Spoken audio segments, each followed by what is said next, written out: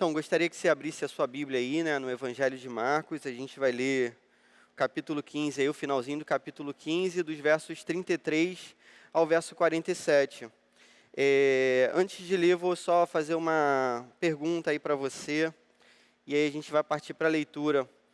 Você chegou a fazer alguma amizade no ano passado com alguém assim, um amigo novo, que você conheceu? Ano de 2019. Esse ano não deu para fazer amizade com ninguém, né? É um ano meio estranho, é uma amizade assim que a gente de repente faz usando máscara, né? Foi bom nesse ano que a gente ficou amigo das pessoas da nossa casa, né? Ou não, espero que a gente tenha ficado amigo, né, da galera da nossa própria casa. Mas ano passado você fez amizade com alguém assim, você se lembra de ter encontrado alguém e, poxa, ter se identificado com essa pessoa, tal?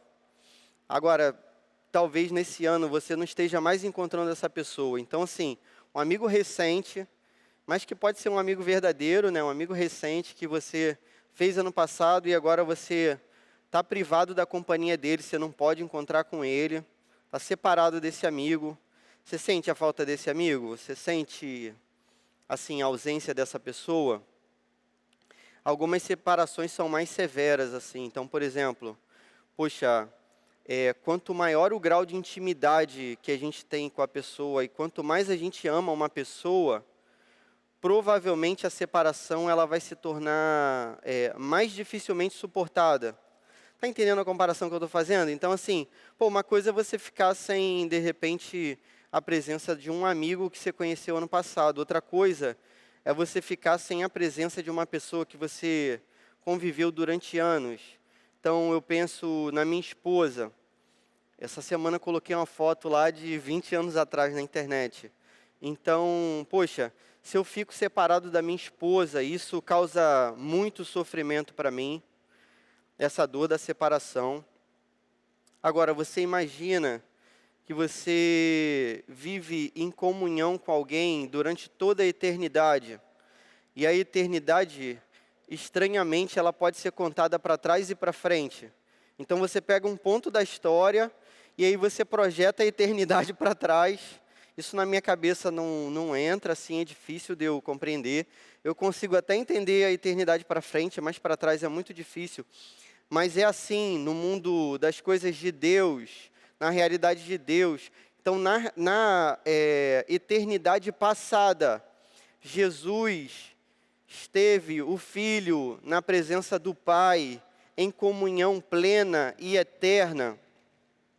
E essa comunhão vai ser rompida, pelo menos por um breve tempo, que é nesse momento da crucificação. Você conseguiria imaginar o sofrimento de Jesus, né, o sofrimento espiritual muito maior do que o sofrimento físico que ele teve que enfrentar naqueles dias. É sobre isso também que esse texto vai falar. Então, queria te convidar aí, se você tiver com a Bíblia de papel, melhor ainda. A gente vai tentar ler os versos, né, 33 a 47.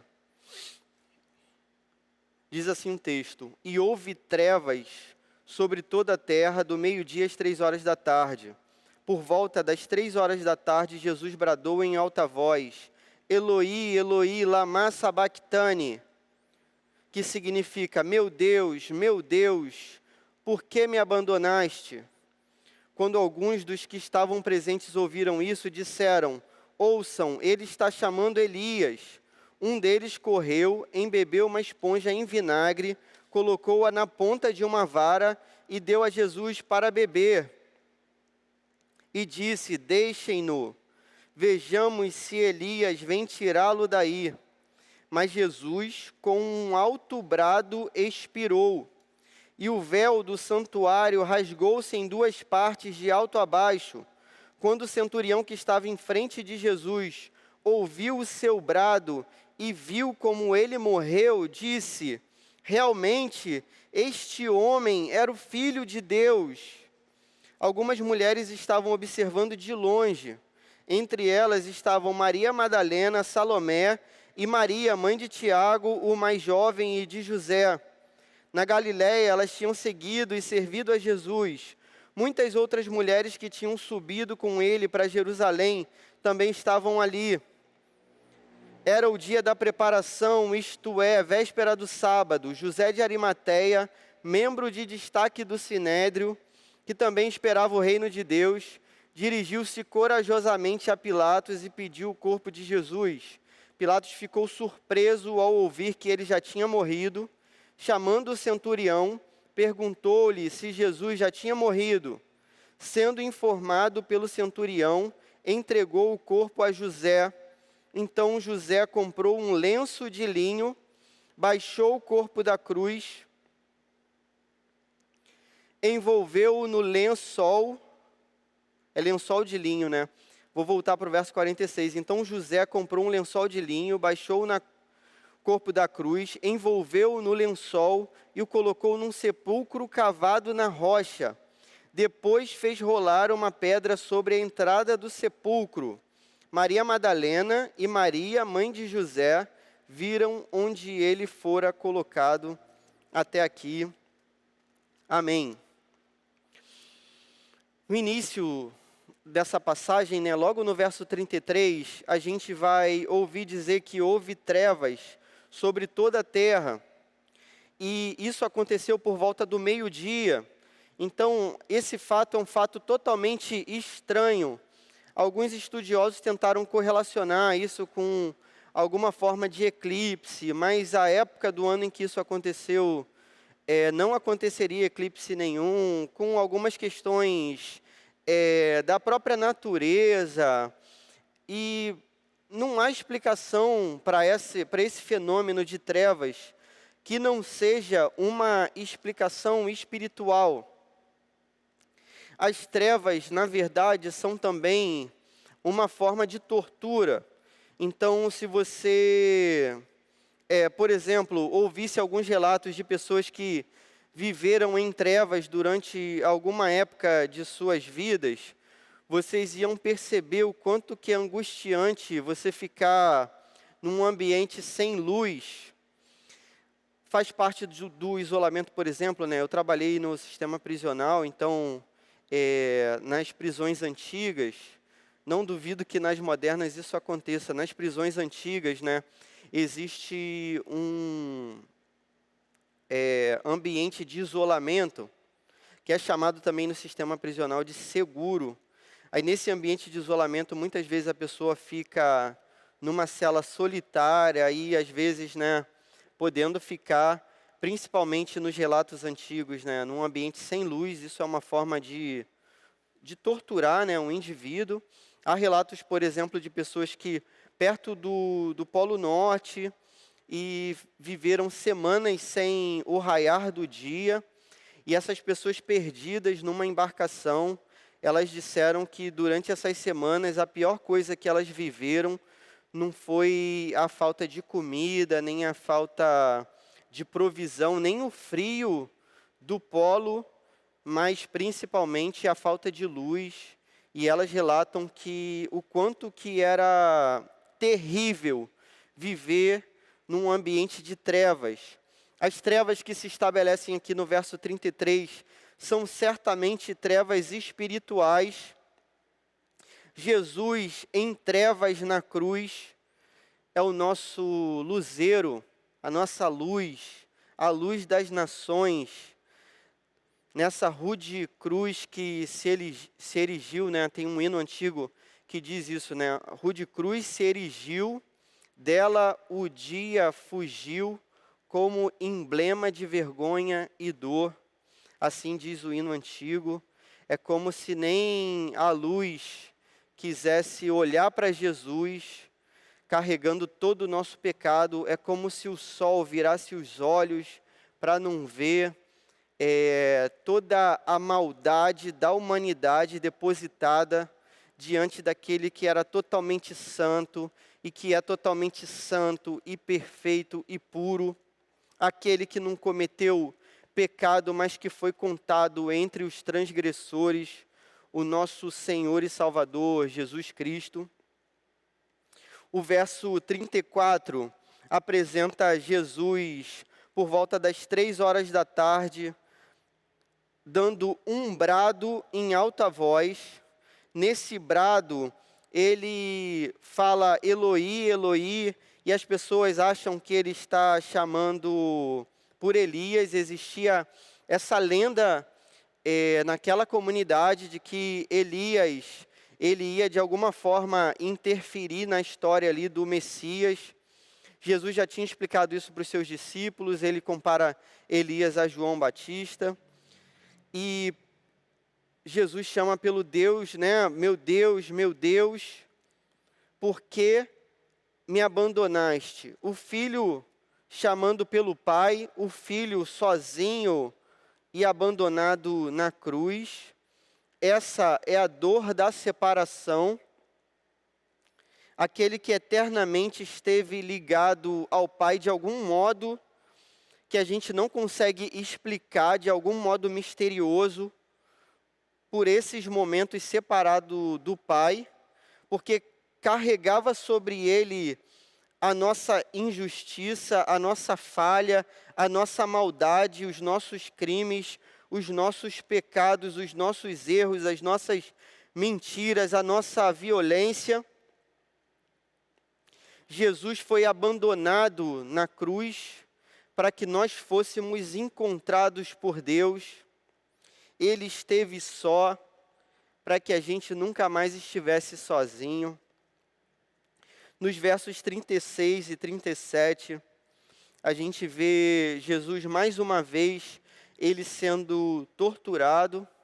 Então, um vinho apodrecido vai ser embebido numa esponja, na ponta de uma lança. Isso vai ser oferecido para Jesus. Nessa passagem aqui você encontra o Salmo 22, um dos salmos mais terríveis de todo o saltério, um cântico, né, assolador e que causaria todo tipo de repulsa por quem cantasse aquele cântico e proferisse aquela oração. O Salmo 22 foi a oração de Jesus na cruz do Calvário. A crucificação é um evento assim tão grotesco que Marcos nem pretende no seu texto esgotar os detalhes daquilo que aconteceu com Jesus naqueles dias. Em países que foram dominados pelo comunismo, aconteceram várias formas de tortura. Aí existe um homem cristão que conta que certa vez ele,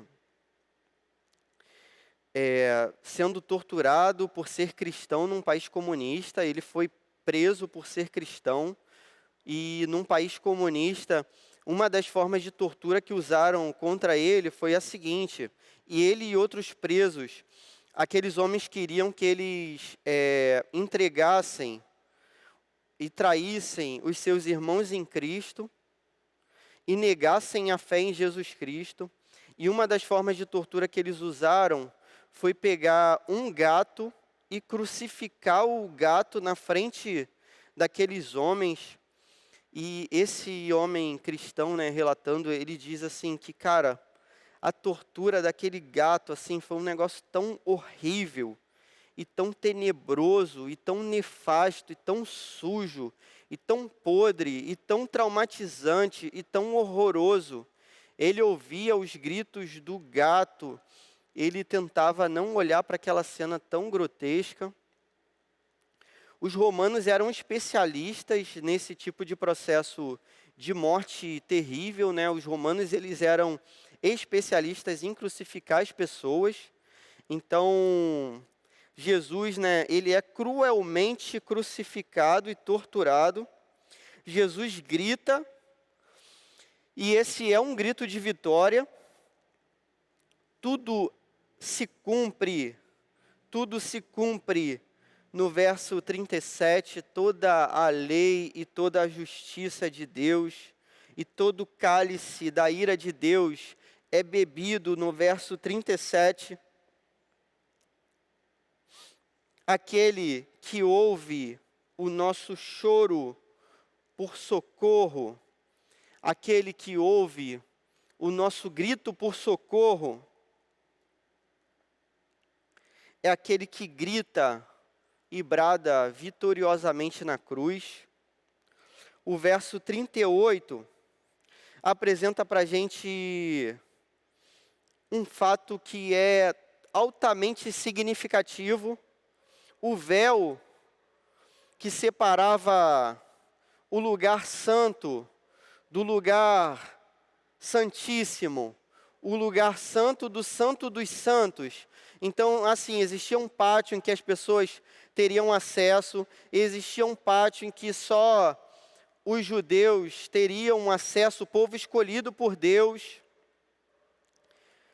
Nesse lugar que só um povo teria acesso, existia um lugar que só algumas pessoas teriam acesso, que eram os sacerdotes. Nesse lugar que só um povo teria acesso e só algumas pessoas teriam acesso, existia um lugar específico com mais ou menos 9 metros quadrados. Esse lugar, ele só era acessado pelo sumo sacerdote, ou seja, aquele que representaria a pessoa mais santa de todas, de um único povo, de um único grupo. Uma única pessoa, uma vez por ano, entraria nesse lugar, chamado Santo dos Santos. Esse lugar era separado por um véu. O véu não é um véu como esses que a gente vê por aí. O véu era como se fosse uma peça de tapeçaria, uma peça de tapete. Então o véu era totalmente grosso, representando o grau de separação que existia entre os homens e Deus. A morte de Jesus rasga esse véu, como diz o hino antigo também, o véu que nos separava já não separa mais. A luz, outrora apagada, agora brilha, e cada dia brilha mais. O véu se rasga de alto a baixo, significa que isso partiu de Deus para os homens, o Filho de Deus que vem ao mundo em resgate de muitos, aquele que dá a vida pelos seus amigos. O véu é rasgado e hoje a gente, com todo temor, hoje diante do discurso e da mensagem da cruz, hoje diante da obra de Jesus e do seu sacrifício perfeito, a gente pode se colocar na presença de Deus. Não existe mais separação. Aleluia.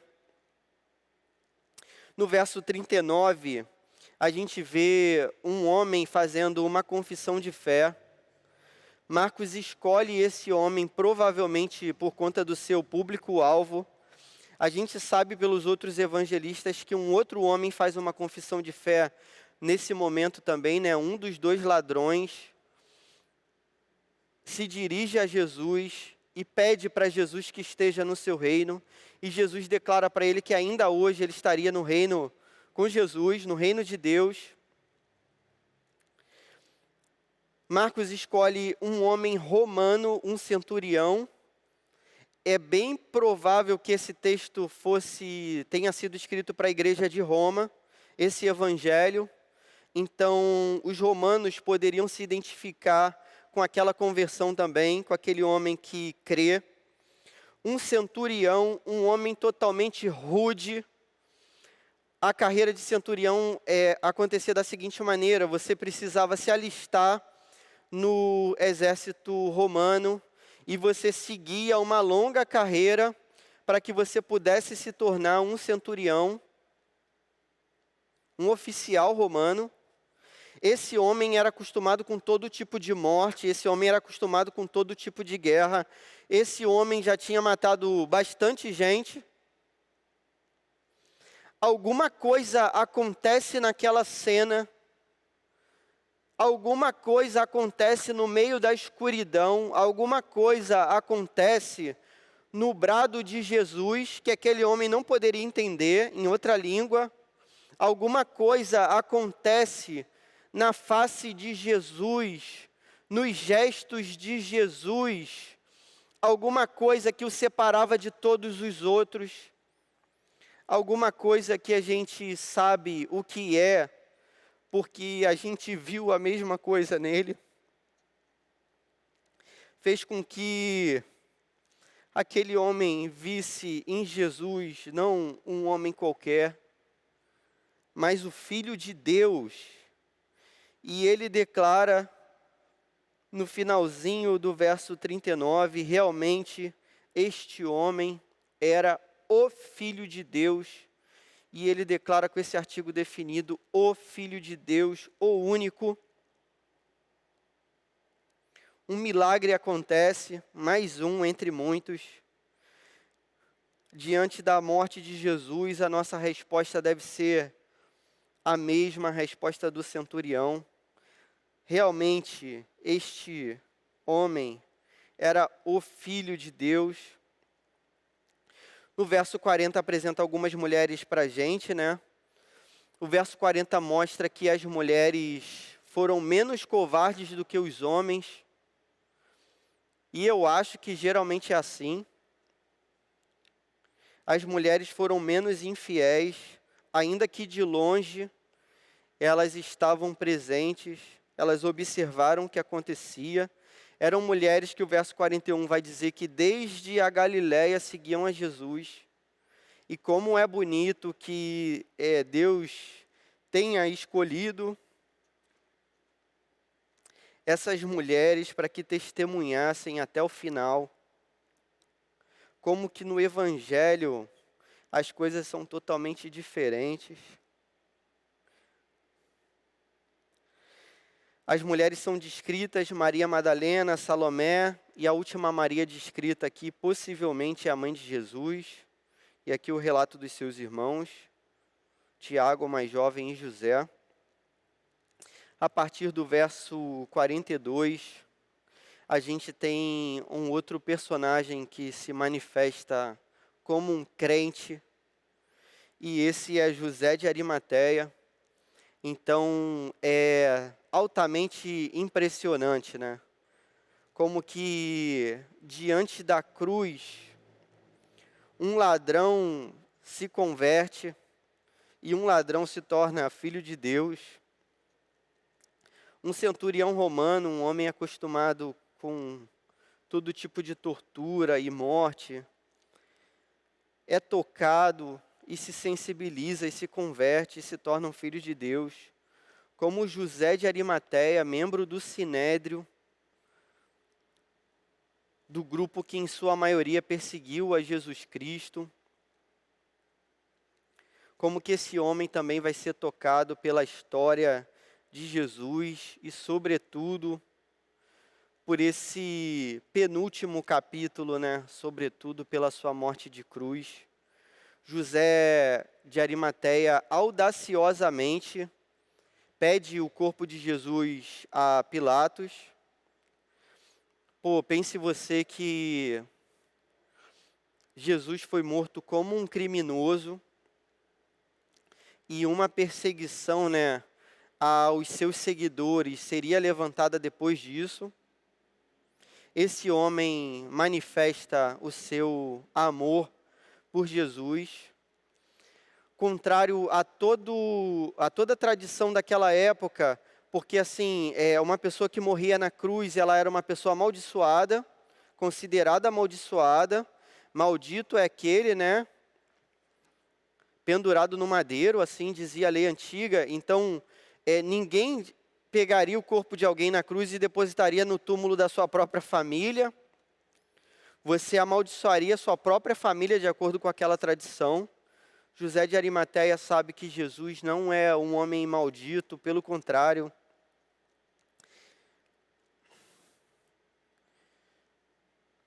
Foi pelos nossos pecados. Bendito é aquele que vem em nome do Senhor.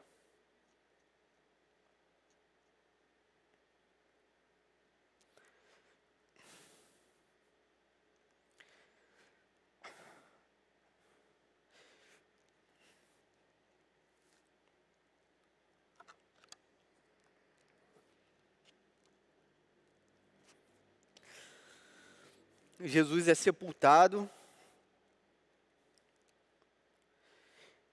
Existem várias testemunhas da sua morte. O centurião é uma dessas testemunhas, um homem acostumado a executar pessoas pelo Império Romano. José de Arimateia é uma dessas testemunhas. As mulheres que seguiam a Jesus são outras testemunhas. O próprio Pilatos. Não há um caso na história romana, em séculos de dominação e de crucificação. Estima-se que centenas de milhares de pessoas foram crucificadas durante a dominação romana. Não há um relato de um sobrevivente. Ninguém sobreviveu à crucificação, ninguém. É certo que Jesus morre naquela sexta-feira, por volta das 3 horas da tarde. Jesus é sepultado. Isso faz parte do credo que a gente confessa, que a gente herdou da igreja primitiva, morto e sepultado. Porém ressuscitou ao terceiro dia, subiu aos céus e está à direita de Deus Pai Todo-Poderoso, de onde há de vir e julgar os vivos e os mortos.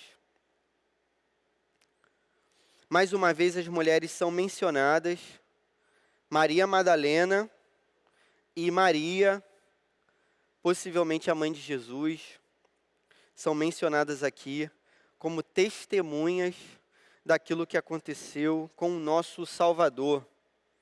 Esse texto apresenta para a gente uma lição, uma única lição que eu gostaria de compartilhar com você. Então, eu vou compartilhar uma única lição e uma única aplicação. A lição que eu vou compartilhar com você é a seguinte, que o sacrifício perfeito de Jesus nos permite entrar na presença de Deus. O sacrifício perfeito de Jesus nos permite entrar na presença de Deus. Verso 38. E o véu do santuário rasgou-se em duas partes, de alto a baixo. Aleluia. Não foi por causa da ganância de Judas, não foi por causa da omissão ou covardia de Pilatos, não foi por causa da inveja de parte dos líderes religiosos, foi por mim e por você. Esse gesto de Jesus, essa obra de Jesus, foi por nós. Ele mesmo entregou a sua própria vida em favor dos seus amigos. Aleluia. O autor da vida morre para que tenhamos vida eterna. O autor da vida morre para que tenhamos vida eterna. Diante do testemunho da obra de Jesus na cruz, nós nunca podemos dizer que nós fomos abandonados por Deus, que Deus não compreende o nosso sofrimento. Isso a gente nunca poderia dizer olhando para a cruz do Calvário. A gente pode muitas vezes não saber qual é a razão do nosso sofrimento, mas a gente sabe tantas vezes quais não são as razões. E certamente, entre elas, aquelas que não são razões para o nosso sofrimento, certamente a gente sabe que Deus não nos abandonou, a gente sabe que Deus não é indiferente, a gente sabe que esse foi o Deus que nos amou, e que não é por falta de amor que a gente sofre, e que não é por falta de perdão que a gente sofre, que não é pela indiferença de Deus que a gente sofre, ainda que a gente não saiba a razão exata do nosso sofrimento. Deus não é indiferente, e a cruz do Calvário é a prova disso. A obra de Jesus é tão sublime, tão incomparável, tão gloriosa, tão majestosa, tão inalcançável, tão grande, que qualquer ideia nossa de participação ou de coparticipação, cara, é uma desonra para a obra de Jesus. Então eu nunca posso olhar para a cruz e achar que eu posso participar da minha própria salvação ou coparticipar da minha própria salvação, que a salvação não vem somente pela obra de Jesus e não pela minha obra, de jeito nenhum. Se eu pensar desse modo que eu consigo contribuir, ainda que seja de um modo mínimo, ainda que seja numa resposta, cara, eu diminuo a obra de Jesus e eu desonro a obra de Jesus. Isso seria uma afronta, né, ao sacrifício de Jesus, o sacrifício perfeito do Cordeiro de Deus que tira os pecados do mundo. Jesus tem a cura para a maior pandemia de todas. A gente está vivendo, não é isso? Essa pandemia, e a gente fica tantas vezes olhando para o noticiário, esperando que sei lá onde apareça uma vacina, um remédio, alguma forma dessa doença ser curada. Jesus tem a cura para a maior pandemia de todas, aquela que atingiu toda a humanidade em toda a história. O pecado, a separação de Deus. Jesus tem a cura para essa pandemia terrível. Essa é a lição que a cruz nos ensina, uma única aplicação para você tentar viver essa mensagem da cruz. Única aplicação: devemos fazer da cruz de Jesus o ponto central do nosso cristianismo. Devemos fazer da cruz de Jesus o ponto central do nosso cristianismo. Como que a gente vai fazer isso? A gente precisa meditar, cara, na obra de Jesus, na cruz, dia e noite na nossa vida, dia e noite. Esse é o texto central do Evangelho. Então a gente deve meditar sobre a sua obra, sobre a obra do Filho de Deus que foi entregue em nosso favor, dia e noite. De repente você está pensando assim, poxa, mas nesse ano, tentando aplicar de um modo mais específico, né? Mas esse ano não vai ter festa de aniversário, provavelmente não vai ter, não sei se você já fez aniversário aí, não vai ter festa, beleza? Talvez seja a sua festa de 15 anos, você sonhou como adolescente em dançar na sua festa, qualquer coisa desse tipo. Talvez você esteja longe de pessoas que você ama, até mesmo para preservar a vida dessas pessoas. O que você tem sofrido hoje? Você não sabe, né, quando que vai ser a prova do Enem, logo no ano que você vai fazer o vestibular. Você não sabe nem se vai ter vestibular. Você espera que tenha, mas não sabe se vai ter. Logo nesse ano, cara, todo sofrimento é pequeno. Todo sofrimento é pequeno. É mínimo diante da obra de Jesus na cruz. E o melhor de tudo, todo sofrimento tem limite por causa da obra de Jesus na cruz. Então a gente sabe que um dia a dor vai acabar. A gente sabe que um dia as doenças passarão. A gente sabe que toda lágrima será enxugada. A gente sabe que essa noite de trevas irá terminar. A gente sabe disso por causa da obra de Jesus, por causa da cruz de Jesus. Por outro lado, a gente está vivendo sofrimentos que todo mundo está vivendo. Então, é você, eu, todo mundo está vivendo isso. Mas existem sofrimentos que fazem parte somente da vida dos que seguem a Jesus. Existem sofrimentos que são restritos aos discípulos de Jesus.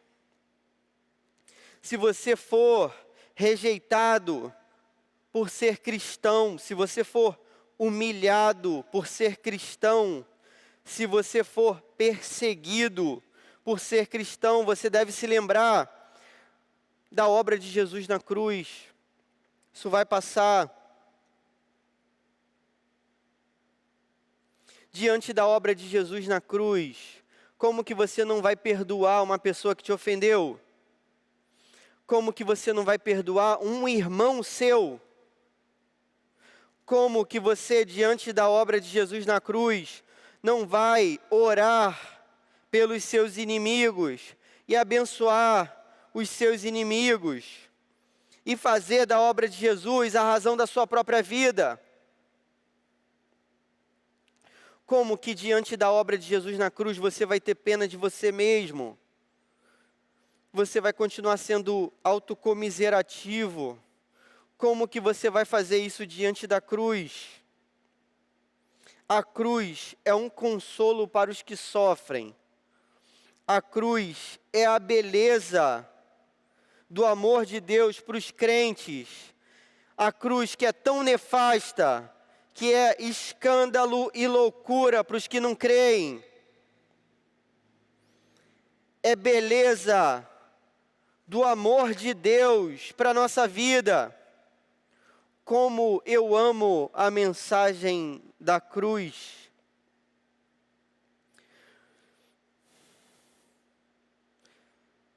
É isso.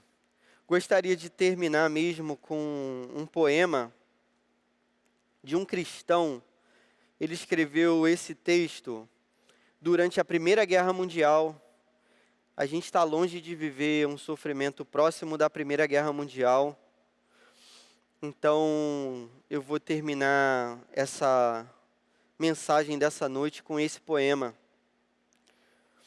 O nome do autor é Edward Tillotson. E ele diz assim: os outros deuses eram fortes, mas fraco te vimos ficar. Eles cavalgavam e tu cambaleaste em sofrimento. Mas as nossas feridas, somente as de Deus podem falar.